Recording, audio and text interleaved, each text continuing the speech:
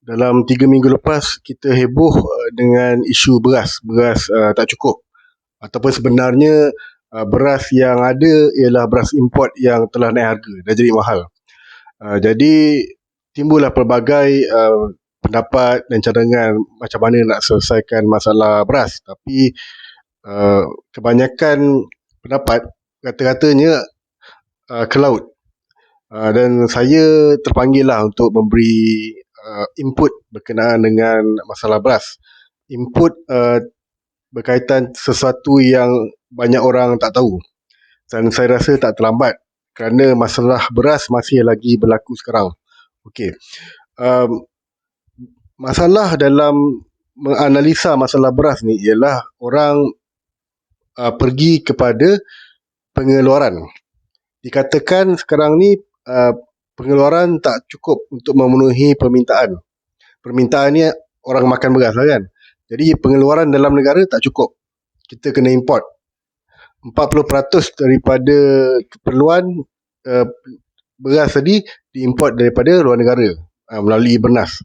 Jadi penyelesaian dia ialah meningkatkan pengeluaran.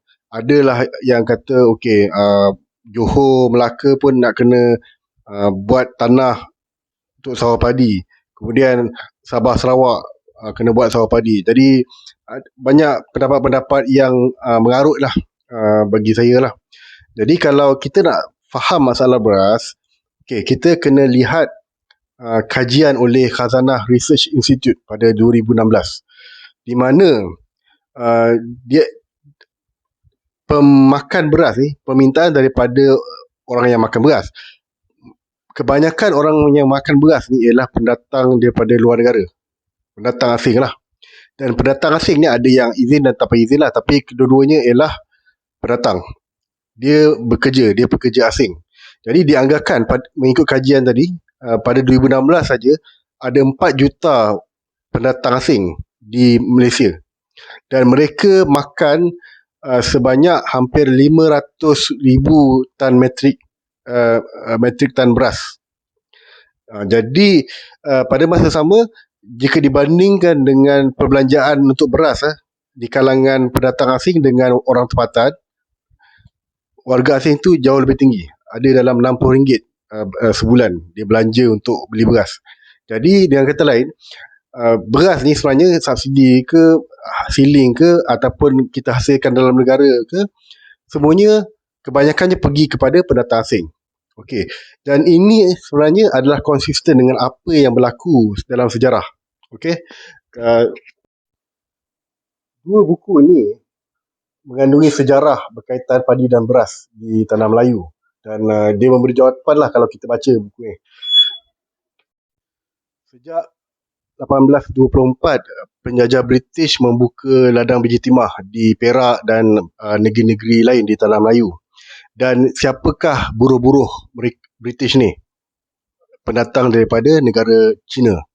Jadi mengikut fakta, pada 1890-an penggunaan beras tahun di Perak misalnya adalah sebanyak 3 juta per pound.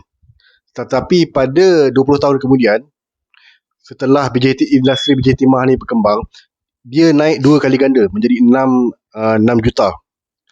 Jadi ini belum masuk di negeri lain lagi. Jadi pengeluaran di beberapa negara ni tak cukup untuk memenuhi keperluan makanan buruh-buruh daripada pendatang daripada China ni. Dan akhirnya penjajah British terpaksa menggunakan kekayaan daripada ekspor getah dan biji timah ni untuk mengimport beras daripada Burma, Thailand dan sebagainya, dengan Singapura menjadi pelabuhan port untuk mengumpulkan barang-barang makanan ni. Kemudian dia hantar ke tanah Melayu.